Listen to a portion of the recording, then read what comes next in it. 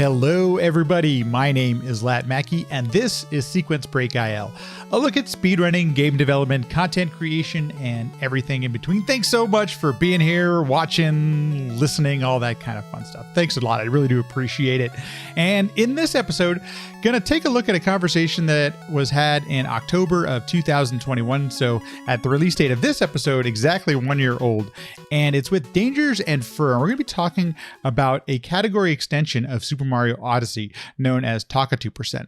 And it got me thinking about how fun and interesting category extensions can be and what the heck are they? Because to be honest with you, when I first went looking up a category extension or a category that I wasn't too familiar with, it was of Super Mario Bros. 3, as a lot of things are for me. I was like, wait, this isn't on the main leaderboard. How do I find it? What's going on? How do I use this? And thankfully, I learned, this is how when I learned to actually use speedrun.com a little bit better than I had before, I was able to understand how the category extensions work and what exactly they are. And for those that aren't aware, all a category extension is a category that's not one of what the community deems a mainline category. And the reason that is because quite often category extensions are 100% arbitrary. The rules are basically just made up because for whatever reason, speedrunners have decided that, you know what, I'd like a new way to play this game. And it doesn't quite fit, an any percent or a warpless or 100% category for the game. And so we think up of a new way to play the game and we create a category extension. And, you see the more popular category extensions are ones, Zelda, Mario, Metro, more popular games. But I can even think of one for a game I run, Bonk's Revenge. The community, we thought, hey, this would be fun. How do we make like a vegan percent or a vegetarian percent where you don't get any meat power-ups, you only get the vegetables. And you can literally make a category extension out of anything. And I think that's where this conversation gets kind of interesting and really is kind of a fun thing to talk about, because the category extension of Mario Odyssey that we talk about is called Talkatoo%. And for those of you that haven't played Mario Odyssey yet, it's basically one of the best platformers, 3D platformers, I should say, that exists. And yes, I know that's a subjective opinion of mine, but it really is the way that the Nintendo just perfectly got, all of the platforming and control and all the cool tricks you can do with Mario. It basically was tailor-made for speedrunners. And that's so interesting because I don't speedrun the game, but I had a great casual experience with the game and I continue to play it even today because it's just so much fun to play. It makes you feel like a speedrunner even though you're not speedrunning it. So it's not a surprise that, especially Mario Odyssey is one of the most popular games on SRC. If you look at it, even still today, it's in the top 5. It's the 5th most players of any game that's on the leaderboards. Super Mario 64 has a bit more than them, about 2,000 more, but still just incredibly popular game. And so it's not a surprise that there is a category extensions for it. And if you look at the category extensions for Mario Odyssey, there are tons of them. There's about, was there 10 of them, 8 of them? There are a lot of different ones. And once again, just kind of completely arbitrary. Nipple percent, try to get Mario to get his shirt off. All Moons, NPG, Dark Side Extras, and one of them is Talkatoo%. And it's kind of interesting. We'll talk about it during the conversation, but the way this works is it's almost like a randomizer because Talkatoo gives you clues and hints on where to find moons in the game. And basically, you visit Talkatoos in a certain order, and you try to uncover, kind of find where the moons are being sold, and then you have to go find them. And when you collect them all, you have beaten the game. Let's see. All runs require video proof. Any other moons you collect can be mentioned by Talkatoo in order for them to be counted towards kingdom completion. So there you go. Runs must be done entirely with your Switch. In docked or undocked mode, you may not switch between the two mid-run. Not quite sure, but kind of interesting rules as far as it goes along. Anyway, it's kind of a cool way. Dangers ran this at GDQ a couple of years ago. Can't remember exactly which one it was. And so we talk about that a little bit. It was during one of the online events. And it's just kind of a fun way to look back and hear some people who really know what the game is about talk about this, but then also dive into, hey, if you're looking for a new way to play a game, perhaps this inspires inspires you to go check out a category extension or maybe even create one on your own. Why the hell not? That's the fun of the whole thing. So I hope you enjoy this conversation with Dangers. And if you don't know, great content creator on YouTube and Twitch, makes some really fun gameplay videos. If you want to see some just fun and different ways to play a bunch of different Mario games, go follow Fur. If you want to see Dangers, great streamer. Obviously, I'm a big fan. Runs a bunch of different games, a lot of Mario games, and I highly recommend both of their streams and YouTube channels if you're looking for some new content to watch. So without further ado, here we go. Here's a Games Done Classic episode with Dangers and Fur talking about Talkatoo from Super Mario Odyssey. Enjoy. We're going to move on in here to kind of like the modern or what's going on nowadays. And I think first where I think it's important to kind of start is let's talk about the categories a little bit, because the run that you're looking at on the screen right now is the Talkatoo presented by Dangers just recently here at SGDQ 2021 online. And I guess, so Dangers, first tell us what are like the most popular categories, and then how have some of these category extensions come about? Sure. Yeah. So maybe I can just give kind of like a quick crash course Please, on how speedrun.com leaderboards exist. So typically, speedrun.com leaderboards, they exist for basically every game in existence. And when you look at their page, they're going to have a set of categories written out that kind of go through objectives that the game sets out for you. Like they're the least arbitrary. They're kind of set by the game's standards. So like any percent, whenever you hear any percent, it means to get to the credits as fast as you can. Like any percent meaning that you could complete, 1% of the game or 10% of the game. As long as you're getting to the credits, you win, right? Whereas 100% is like you have to collect all of the things along the way. So when you go to Super Mario Odyssey's speedrun.com page, there are 6 categories. There's any percent, there's world peace. World peace is like completing the main story of the game, getting to the credits, but also completing like the story elements as well. So, beating the bosses and things like that. You have Dark Side, which is getting to the Dark Side Kingdom, which is a secret kingdom, and beating that. Darker Side, which is unlocking the Darker Side Kingdom and beating that. Then you have All Moons, which is pretty self-explanatory. Every single one of the moons. There's 880 of them. And then there's 100%, which is not just all of the moons, it's all of the everything. So those, those are all pretty well defined by the video game, right? They're all objectives that exist within the realm of the game as, things that you can unlock and beat. Whereas when you get into category extensions, that's where you kind of like enter into arbitrary zone. That's where you kind of enter into like the community is getting kind of bored of the game's objectives. So let's impose our own for a little bit. And, they can be born naturally, or they can be born from memes, or they can be born from just about anything. Just kind of, coming up with something that seems fun to do. Like, I think one of the very first category extensions was actually one that came out, like, as the game was coming out. As soon as we realized that you could basically get Mario's shirt off, people decided that should be a speedrun category. Yeah. That was pretty quick. It was like day one. Yeah, like as soon as the game came out, people were speedrunning how to get Mario's shirt off as fast as possible. So that's nipple percent. That's a category that exists. Now, I don't actually remember the birth of Talkatoo though. I remember Timpani was doing it as kind of a proof of concept of just like, we don't have randomizers for Odyssey. The game's kind of new. So let's impose our own way of making a randomizer. So Talkatoo is this idea that there's a little bird that lives in the kingdom, all of the kingdoms, and when you talk to him, he just gives you the name of a moon, and you can do that 3 times. So it's kind of like a hint system. It's like if you don't know where moons are in the game, at least you have the name of it to kind of go off of to maybe help you out a little bit. And so we use like any of the moons that he gives are random, right? So it basically became a category that changed the game up every single time you played it. And that's why it was fun. So when you say what are the most popular categories, definitely the main board, but category extensions are when like speedrunners kind of get tired of the grind, like because it's such a grindy game and because you can hit plateaus so fast, category extensions kind of spice it up a little bit, As a runner of this game and somebody who grinded a main category or categories, when was the time, like at what point do you start considering, what are some of the extensions? Let's find some new ways to play this game. How long does it take you to get to that point? I guess it kind of depends on, how you're feeling that day, how you're feeling with your performance. Like I don't know, maybe you can relate but I feel like it's always this kind of like this balancing game where you're kind of doing a lot of this where, you learn tricks, you learn how to save the time that you have, and then you grind your PB until you get to basically the precipice of what is possible with all of the stuff that you're doing, and then you got to learn some more tricks, and then you can use those tricks to get better times, and then it's kind of this like rolling upwards type of movement. That's kind of what grinding speedruns look like. But sometimes you just kind of hit a plateau where you feel like the tricks are too hard to learn and you're not making any more improvements. So that's when the memes kind of come in. It's like, okay, let's take a step back. Let's not take it so seriously.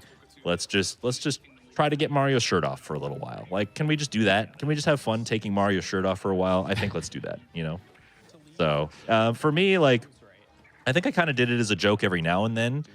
There was definitely no grinding these meme categories by any stretch of the imagination, but you can apply the skills you learned in the main categories and apply them here and do pretty well, right? So it's just kind of like a fun side project, I guess.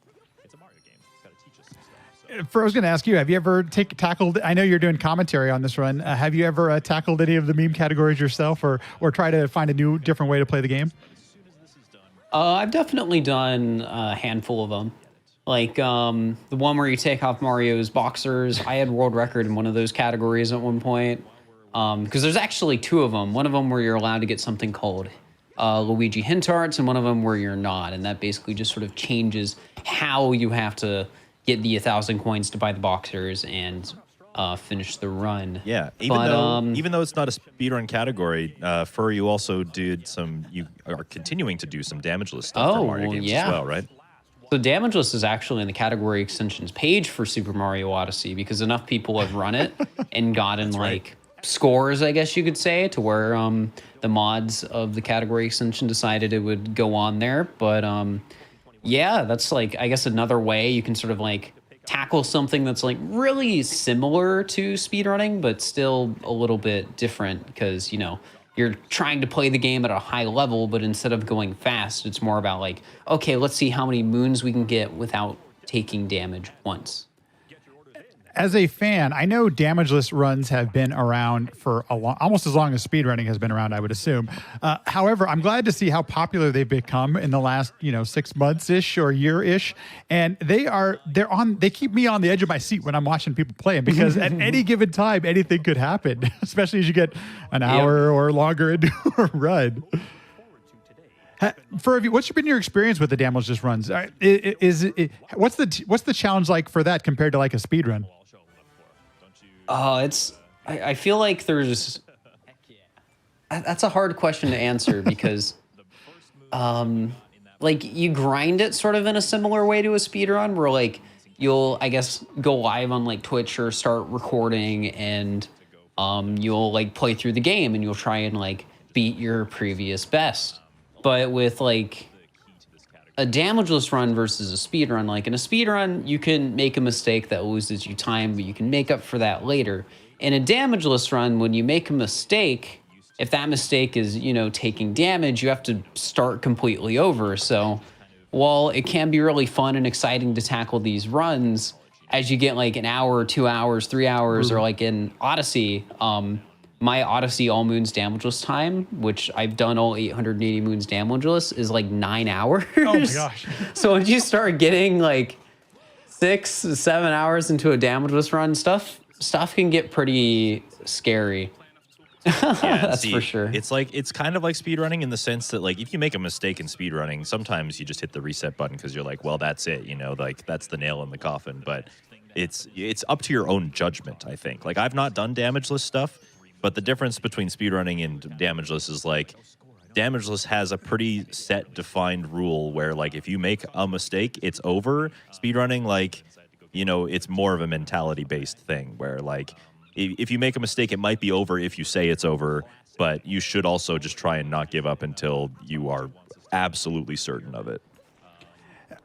Dangers, I know you did this recently, so I do have to ask about it. You recently did, I think, was it all the major categories in one sitting? Oh yeah, so since we're on the topic of categories, I guess as a bit of a cheeky subathon goal, I decided let's do all of the main board categories like one after the other, And so, you know, like you have to do an any percent run. Any percent is just to the credits as fast as possible. And then you restart the game from the beginning, and then you do a world peace run, which is an any percent run plus the story. And then you go back to the beginning of the game again, and you do Dark Side, which is 250 moons. And then you go back to the beginning of the game again, and then you do Darker Side, which is 500 moons. Then you go back to the beginning of the game again, and then you do all moons, which is 880. And then you go back to the beginning of the game again, and then you do 100%. Took me 26 and a half hours, by the way. That number just blows my mind. And I was watching a bit, and I remember going to sleep, and then you were still streaming the next morning. Yep. How many has that been done? Is that something other members of the community have done? Because it's kind of mind-boggling to think you can play the game for 26 hours like that.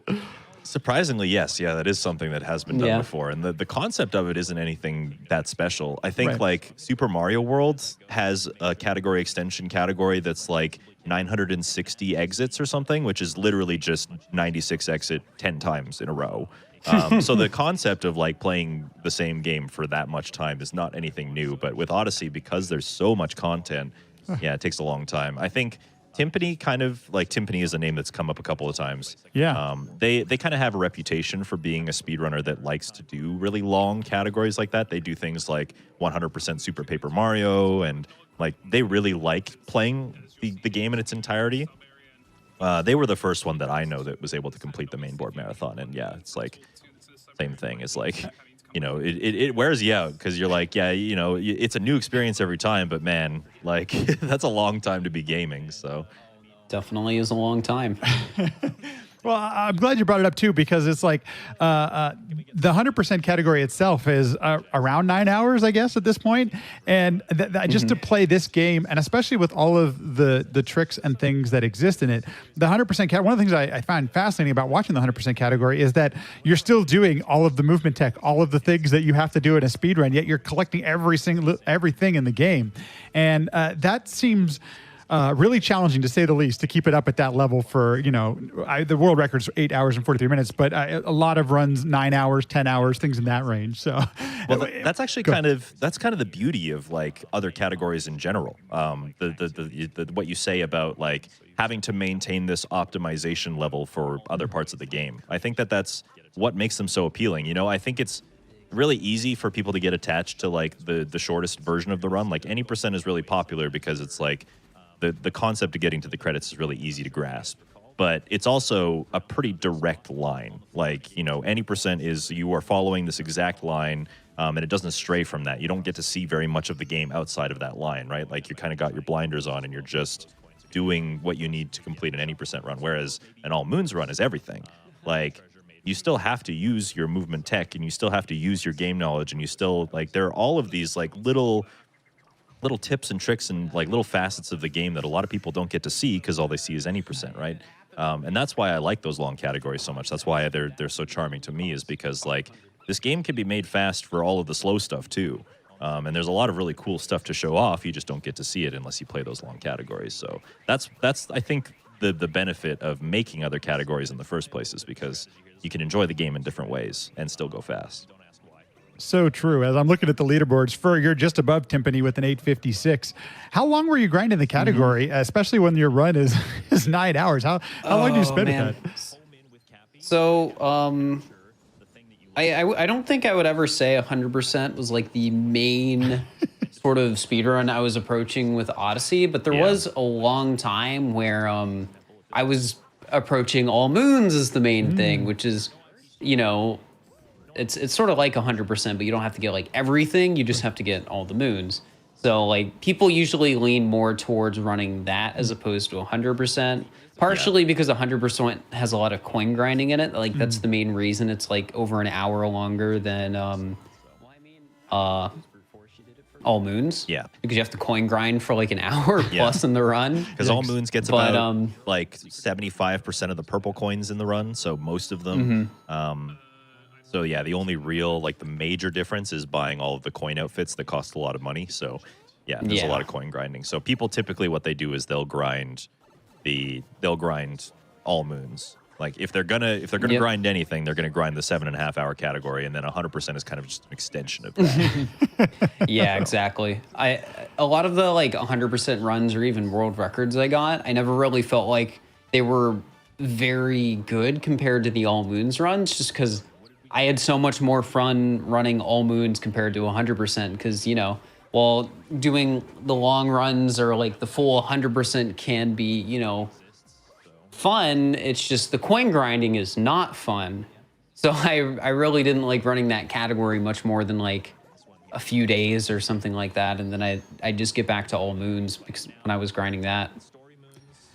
So as we look at category extensions, we're watching your run from this summer to the Talkatoo percent, and you kind of mentioned it's set up a bit like a randomizer where it sounds like you can get any 3 random moons from Talkatoo. Is that accurate?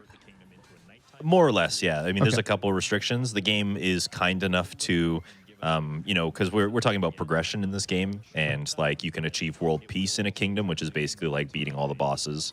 And then once you've gotten to the post game, if you've achieved world peace, you can also open up this. There's a rock in every kingdom called the Moon Rock, and it just kind of opens up a brand new set of moons that you can collect only in the post game. So the game at least has the kind of cognitive sense to not let Talkatoo give you the moons that you can't have access to yet. Like if you haven't achieved world peace, you won't get the world peace moons from Talkatoo. If you haven't beaten the game, you won't get the post game moons from Talkatoo. So at least he has the sense to give you moons that you can physically acquire in this moment, which is nice. Thankfully, that is a thing. That's kind of what makes it viable as a thing that you can do as, like a randomizer. But yeah, otherwise, no story moons either. He won't ever suggest anything that has to do with the story because the game is kind of assuming that that's where you're going anyway. So he'll only give you moons that you can get in that moment that aren't story moons, and so anything else is fair game. It's just random. So that how do you prep then? Is this one of those things where are you just practicing basically every moon because it's not every moon, but I mean nearly all of them? I mean, it seems like prepping for something like that could present a challenge to say the least.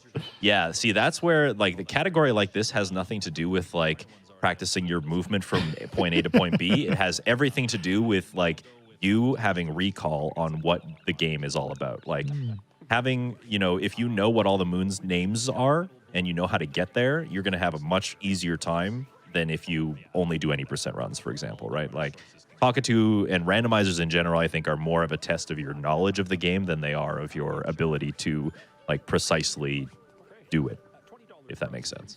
No, it totally does. And I think that was one of the most interesting things watching the run, where I really enjoy seeing speedrunners have to make some decisions because at times we can get so locked. I know me personally, when if I'm grinding out a speedrun, I don't want to say it's formulaic, but there's not quite sometimes as on the fly decisions as you need to make once you've gotten something optimized to a certain degree, And with this, it doesn't seem like any of that prep. I mean, obviously some of it would help, but that kind of, you're going to be forced in situations you're not normally forced into. And I think that's really fascinating about it.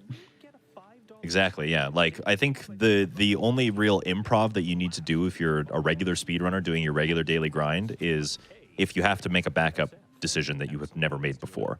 But, part of getting good at a speed game is preparing for that and anticipating those in the first place, right? So even though you have your line set up, you also have your backup set up as well in case something goes wrong. Like, that's what the practice is all about. That's what it's for. Whereas this, like, you can't really anticipate anything. Like, Talkatoo is going to give you 3 completely random moons. You can use the story moons as like a guide because you're still allowed to collect them and he'll never give them to you. So you can use those as like a guide to kind of help you go in the direction that you want to go. But yeah, it's all fair game. Like, you just kind of have to know what you need to do to collect the moons, and that's it. Like, the rest is, good luck, right? Here you go. We talked about this a little bit during the first segment, but I'm curious if we could go just a little bit more in detail about the versioning in this game, because it does seem like, as you mentioned, especially when all of you were at GSA, how has the versioning impacted, and is the game still updated? Like, does the versioning still impact the speedrun itself?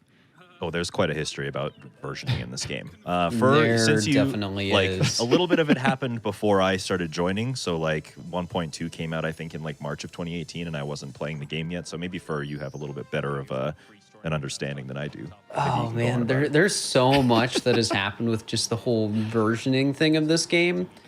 Because right off the bat, there was a day 1 patch for this game. So, immediately we were running on 1.1, and I don't entirely remember the timeline for this and whether or not first moon skip was discovered before 1.2 came out or not. But basically what happened is a runner discovered a trick that could only be performed on like the day one patch of the game that saved like how much do you know how much first moon skip saves off the top of your head, Dangerous? It was like It's 20 to 25 seconds. It's like 20, 30 seconds, something like that. Yeah. So there was this huge dilemma because the only way you could get that version back was if you had a physical copy of the game and were willing to factory reset your Switch. So the Switch did not remember the fact that you know there's a newer update for this game and you should already have it. Yeah, because the folks at home, you know, Nintendo is not very. Nintendo likes their games nice and polished and proper and prim, right? So going back to a version that isn't polished and proper and prim is not something Nintendo really likes to do. So the only way that you can go back to a previous version of a game typically is to just completely eliminate everything on your Switch that exists. Yep. They hide all of their like update data in a place where you can't access as a user, basically. So yeah. So in order to get back to the original version of Super Mario Odyssey, you needed it to not be digital because it would automatically update to the most recent version, and you had to make sure that you like had all updates off and you had a physical copy that had that version on it. So yeah. So yeah, it was a point of contention. That was a controversy. It was a point of contention because people were like, "Oh man, I have to buy the game again now, and I have to wipe my Switch." Like that doesn't sound very fun. A lot of people just like bought a second one if they had the privilege to be able to do that. Like they just bought a completely other console. So like crazy stuff like that. And that's, in the name of time save, it's not anything new. It's not anything Odyssey related. Like there are people who buy Japanese version of consoles, for example, to speedrun the games. Like it's a pretty common thing in speedrunning to, seek out the hardware that caters the absolute fastest possible run that you can do. Like that's kind of just a speedrunning thing. Yeah, I might be remembering this wrong, but part of me feels like the 1.2 update was sort of like the breaking point on that contention, because once they updated the game to 1.2, the only way you could get the version 1.1 of the game was if you had a cartridge that had version 1.1 of the game on it, and if you factory reset. So that became an even like harder version to get, basically. Yeah. So 1.1 so I want to say getting kind of like wiped. Like we weren't allowed to use 1.1 because it was like the most inaccessible version. 1.0 was still like the factory version of the game, so you could still do the whole factory reset your Switch thing and it would work fine. And then 1.2 was the most recent update. And actually 1.2 is kind of what revolutionized everything. 1.2 was the update that brought the game Balloon World, which is like an online function where you can talk to Luigi and then like hide a balloon somewhere in the world, and then someone online can go and try and pop it, and you both get coins for doing that. They also introduced what are called like Luigi hint arts, where basically like there are hint arts in the game that display the location of moons through like kind of cheeky, like hints. But Nintendo started posting these hint arts on their Twitter page, and if you deciphered where these hint arts were supposed to be, then you would get 200 coins, and like a little 8-bit Luigi would pop out. So as these were getting released, they were giving us more coins. So it actually reached a point where playing on 1.2 was good for some versions because we were getting coins for free, whereas 1.0, the old version that was good for any percent, was less optimal because you wouldn't be getting coins anymore. So like all moons and 100% were much, much, much faster on 1.2 because you would be getting all these coins. This doesn't. Yeah, and I want to go back to Balloon World real quick. Please, yeah. With 1.2. So 1.2 patched a lot of glitches, specifically out of bounds glitches. And the reason for that probably was because of Balloon World. Nintendo didn't want people putting these balloons out of bounds. So all of these like glitches that worked on 1.1 that were like out of bounds glitches that helped out the speedrun got patched essentially, and it made it, it just added more to the like version contention of this game, and like, oh well. Funny enough, I guess we have to run on 1.0 now, or that's like the best way to do it. And funny enough, a lot of like they patched out some of the out of bounds stuff. They patched out some of the story progression, like skipping stuff. but not all of it. Like they made some of it harder, but not impossible. So they weren't even really able to stop us from getting out of bounds, which is hilarious. So what they ended up doing instead, which is what I think Nintendo should do for all of their online games now, by the way, is they just said, you know what? If we detect the balloon out of bounds, then we're going to ask you to try it again. So that was their solution. They were like, if the balloon is out of bounds, you have to place it again. And it's like, that seems fair. They should have done that from the beginning, but you know, it's a much more foolproof solution, I feel. Yeah, definitely. Because, you know, basically it's just the rule of like if it does exist, somebody's going to be able to find out how to do it. We're speedrunners. We're going to get out of bounds. You can't stop us. All right? Yeah. I totally agree. And I think that's one thing, if I've learned anything from speedrunning, especially in 3D environments, if there is a way to get out of bounds, it'll be found. And it's just, it's the world we live in. I wanted to mention something too, because I get asked quite often, you know, hey, how do I get into speedrunning? What's some of the best ways? And I think it's important to, the advice I always give is that use whatever you have. You know, like when you're trying these things out for the first time, don't feel like you need to get this and get that and do this and do that, because first of all, you may not know if you like it or not. So first of all, just try some things, try whatever you have. And then as you get into the higher echelons, typically what I talk about is like the top 10 in most competitive games. If you get to that echelon, that's when you want to start looking at investing in other hardware or something like that, because that's a big financial commitment at times. So it's like, oh, totally. Yeah, people having Switches only for one game. I mean, that's nice that if some of us could do that. But it's for the most, and when you get to that level, you're looking to do something like that, you know? So yeah, and you know, at the end of the day, you consider how much time it's actually saving, and we're talking about like maybe 10, 15. I guess for the case of 1.0, it was like 30 seconds total. But you know, when you first start out, 30 seconds is not going to make the difference between like your first run and the world record, right? Like if the world record is like 1:00 and your first run is like a 1:30, 1:40, 1:50, maybe 2 hour time, that 30 seconds isn't going to help you, right? It doesn't matter. So it's the same as all hobbies, right? Like if you want to get into drawing, you need a pencil and paper. You don't need like an expensive drawing tablet, for example. Like you know, all hobbies are going to be like that.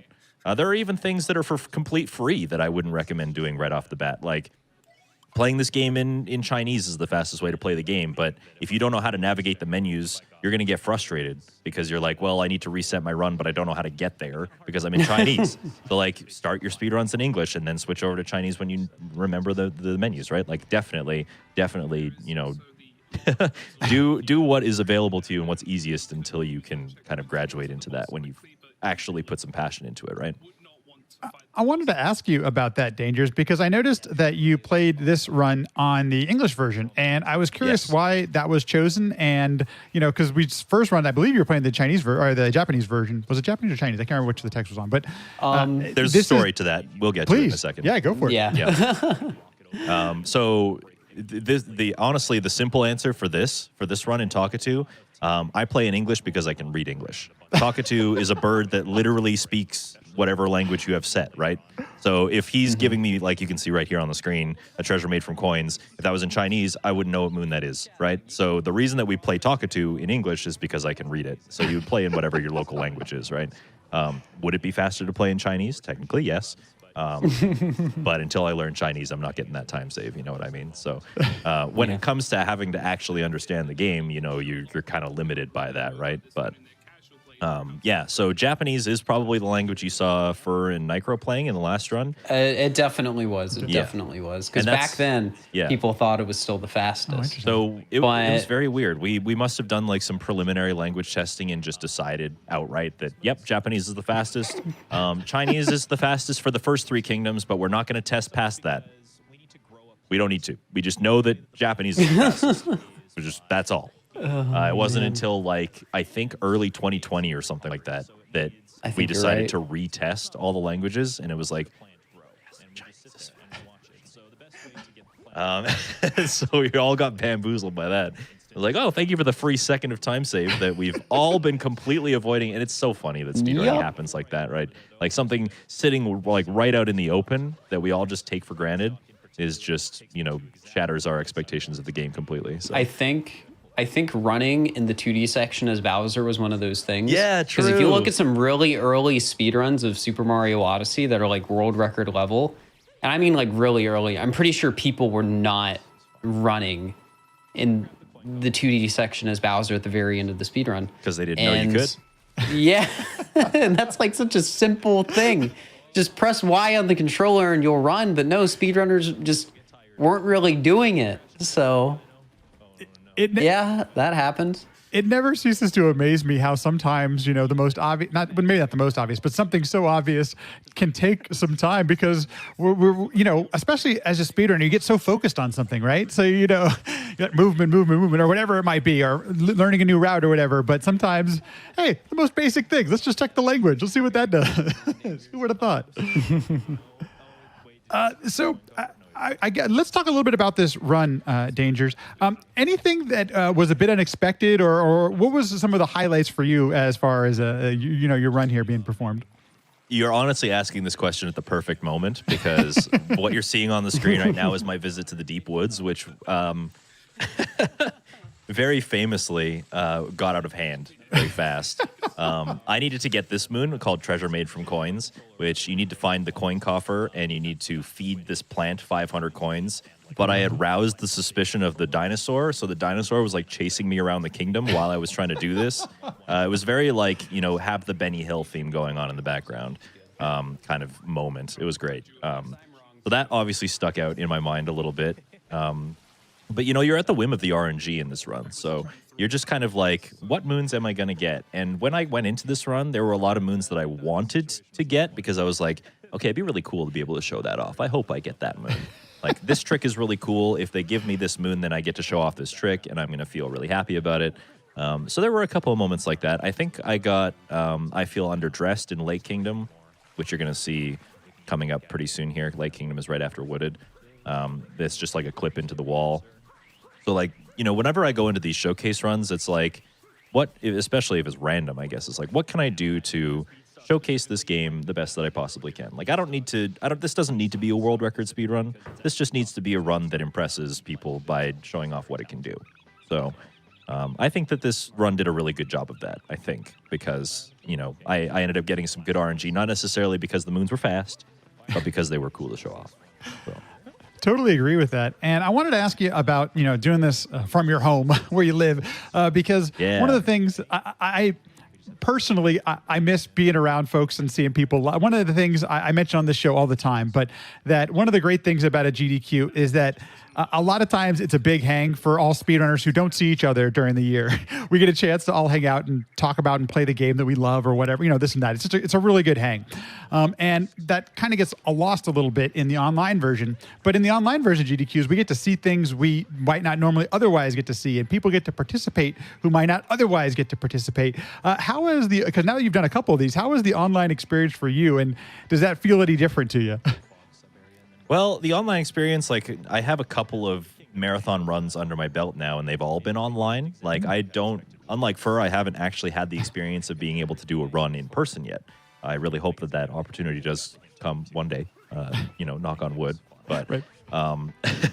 I would really love the experience of being able to do one of these runs in person because I think that would add an extra layer to what the experience is like. But, I personally feel a little bit of nerves when it comes to doing these kinds of runs. No matter what, like, that your talents, the things you've been working on, are being put to the test a little bit, and everybody's watching. So there's a little bit of nerves there. It gets a little bit easier every time you do it, of course.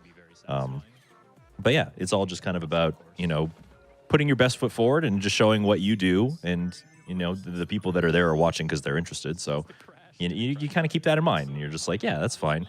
As far as like the online versus the in-person, like, yeah, I'm right there with you. Like, I definitely want to see the people, like the whole going in-person thing. What that elevates is, like, not only are people watching you for what you like to do, but you're also getting to interact with them one-on-one. Like, GDQ for me is more than just the stream room. And I'm sure a lot of people can agree with me when I say that. It's like going to a GDQ is an experience all in itself, not just because you get to watch the runs live and sit in a chair and it's happening right there in front of you, but because you then get to meet that same person in the hallway and have a conversation with them and, like, talk about the passion that is speedrunning. So, I'm curious from your perspective, you got a chance to do commentary on this run, but you have that experience doing both and online and live runs and as commentating. Any difference for you? Is there any difference like being able to read chat and things like that? I'm just curious if that's affected or changes the experience for you at all. Not really. Like sometimes in like some of the more like casual, like hot fix stuff, it can be fun to like look at chat, see what people are saying, or like I've even hosted for one of the in-person GDQs before, and it was sometimes fun to like peek over at chat while like stuff was going on and see what people were saying. Yeah. That's such a good point. Yeah, it's all a good time for sure. Absolutely. And one of the things I got to also point out is that we've still been able to raise like millions of dollars for charity, even in the online, venue. And I think that's pretty awesome and pretty great. I mean, especially Odyssey is a really popular game. So the fact that you could see the ticker moving up here are dangerous. I don't remember the exact amount, but it's in the tens of thousands that you're able to raise just during your run. I mean, that's pretty cool. I've seen you do other charity events, and I got to assume something like that's pretty important, but probably to you too as well to be able to do something and support something like that. 100%. Yeah, it's definitely cool. And the Odyssey community really does show up.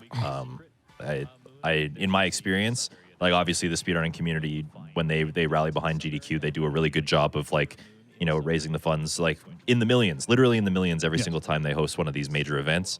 But the Odyssey community like is always kind of blown away my expectations. Like it's probably one of the most wholesome communities I've ever been a part of, just full stop.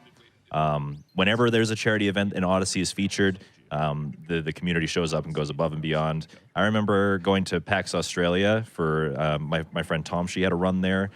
He wanted me to be on the couch, and I think we were like probably 3/4 of the way through the marathon, but just that Odyssey run alone boosted the counter of the money raised by double.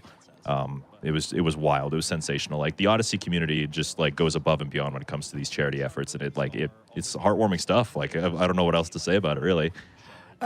At this point, I shouldn't be surprised, but when I was doing some of my research for this show, the Odyssey speedruns for GDQ's channel on their YouTube channel are some of the most viewed runs of all time on GDQ's channel. And, I've always loved the game, but, it's great to see that the community shows up and supports. And I think that's such a big part of it as well. I think that's why we're going to continue to see Odyssey speedruns, especially with the amount of meme categories y'all got nowadays. It's there's plenty other runs to there's showcase. a few. Oh, definitely, yeah. That actually leads to a really good point. What's next? Because I'm surprised. I shouldn't be surprised, but it seems like new things are. We're still seeing people compete at the highest level for this game, which I know I shouldn't be surprised by it. But the game's 4 years old now, and we're still seeing new PBs and new people join the top 10, and all these kind of things happen on the leaderboards. Is there any guess as to what might be next? I mean, is there going to be new tech? Is there going to be new discoveries? What's left for the game? I mean, there's got to be something. What do you think, I think I have an answer for this, but what do you think? Do you?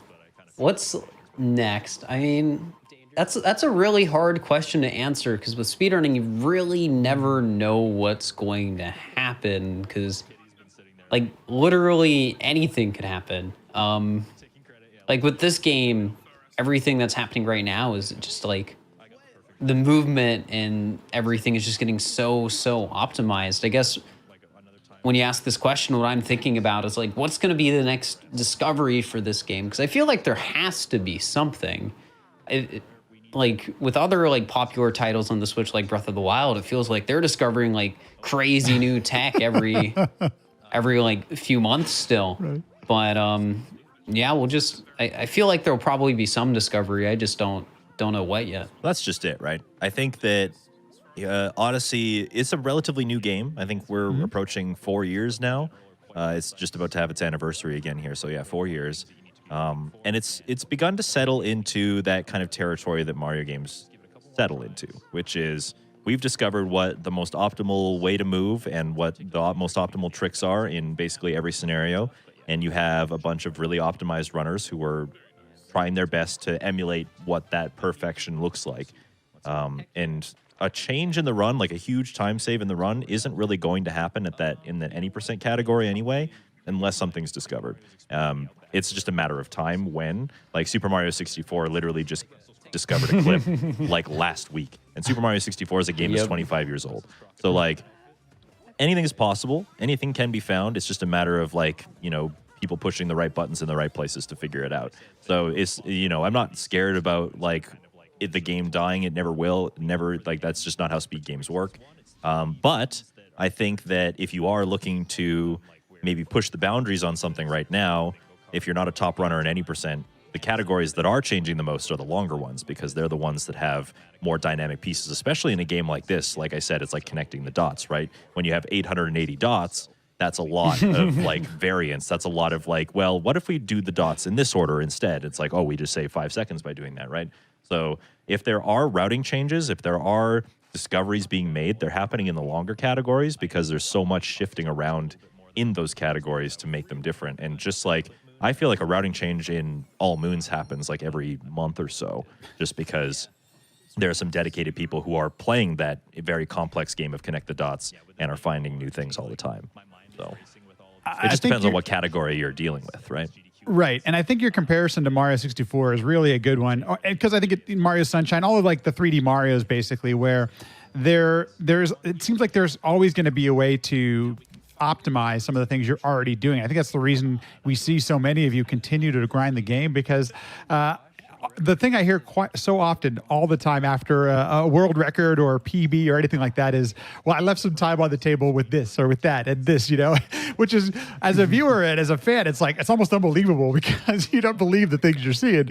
But I guess that's just kind of the speedrunner thing, right? That's how we approach it kind of thing. Certainly, yeah. Yeah, because I mean, speedrunning is a game of perfection, right? Like when you go into a speedrun, you are anticipating what you have achieved in practice, which is perfection.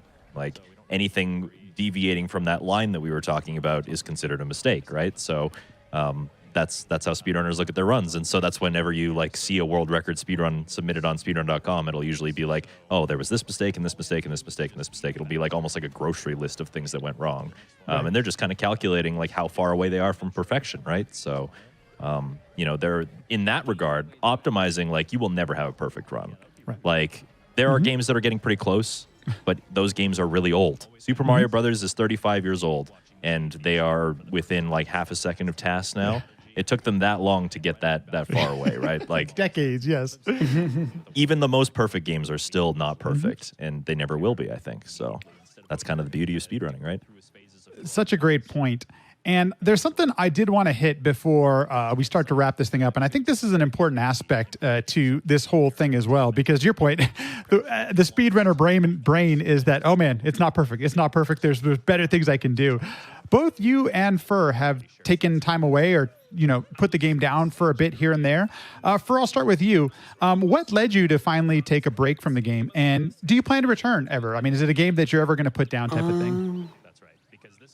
See, I think I actually got asked a really similar question on stream recently. And like with a speedrun, like any speedrun, like when I set it down and take a break from it, the intention like usually isn't ever like, oh, I'm never going to play this again. Or it's like, oh, it's also not the opposite of that, where it's like, oh, I'm going to pick this back up in like a week. It's just like, okay, I did this. I had a lot of fun with it. This is what I think I want to do next. And then when I finish that, we'll see what I want to do after that, and so on and so forth. So like right now, all I'm really doing with Odyssey is I'm playing like All Moons once a week as sort of like a chill, fun thing, since I have a big history with that category. But when it comes to like reapproaching this game as a speedrun or as some other challenge, like it's not currently on my agenda, but at any point in the future, I could just decide, hey, there's this thing in Odyssey I could do that I haven't done before that'd be really fun. Or like, hey, maybe I can revisit this other category I didn't give as much attention to and grind that for a bit on stream. Like, you never really know. It's a really good point, and I can totally relate to.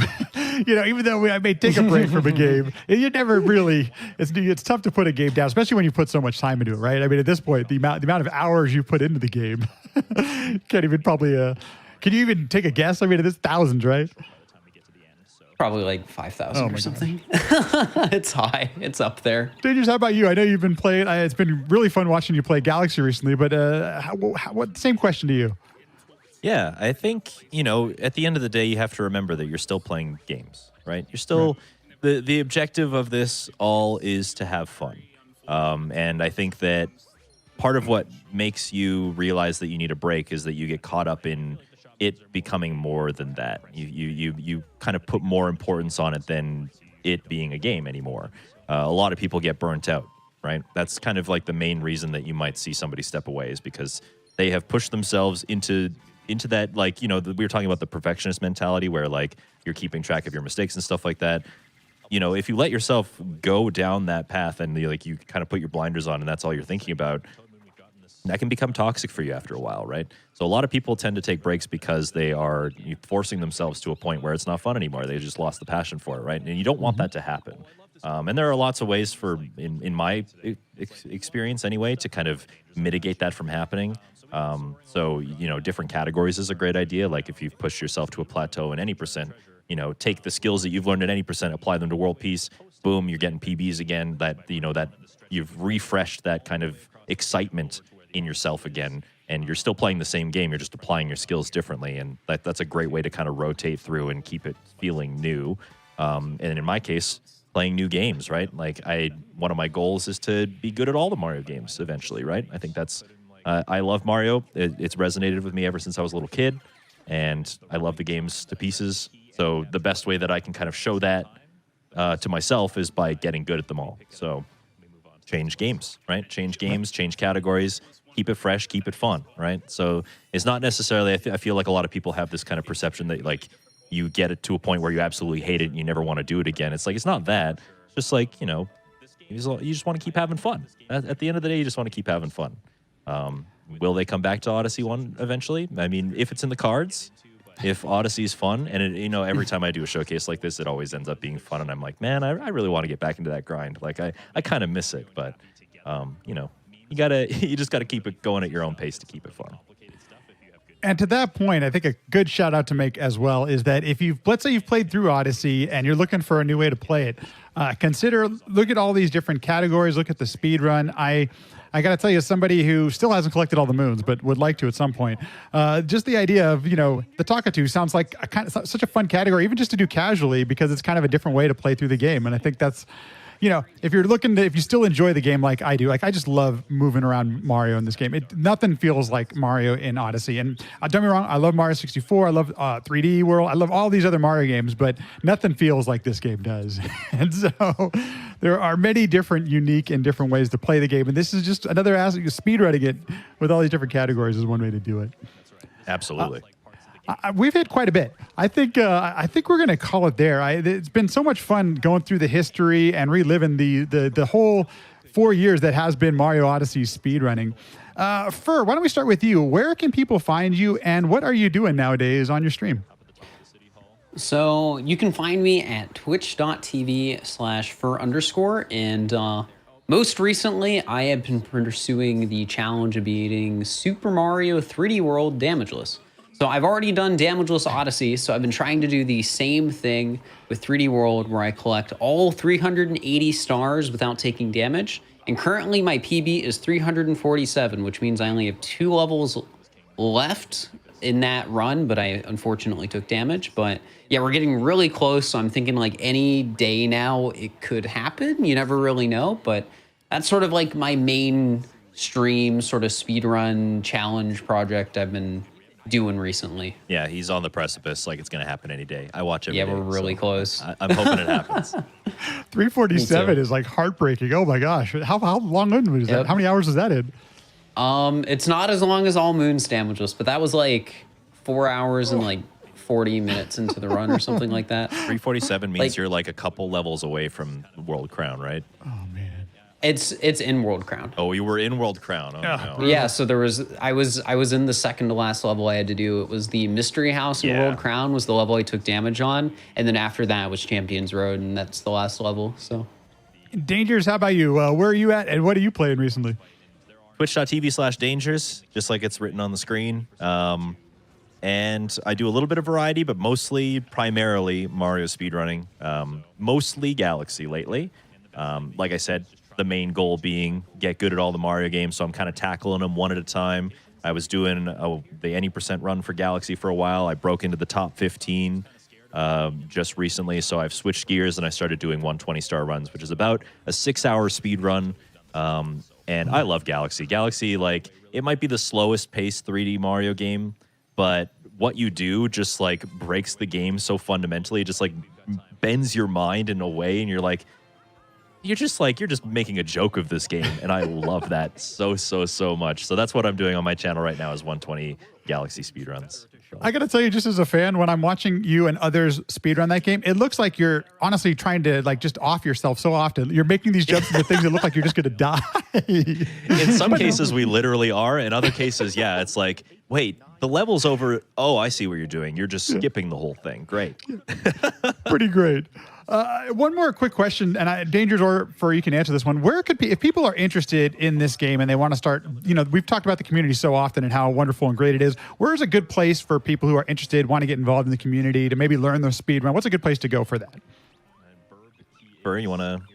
Well, the first thing I always tell people is to join the Super Mario Odyssey speedrunning Discord.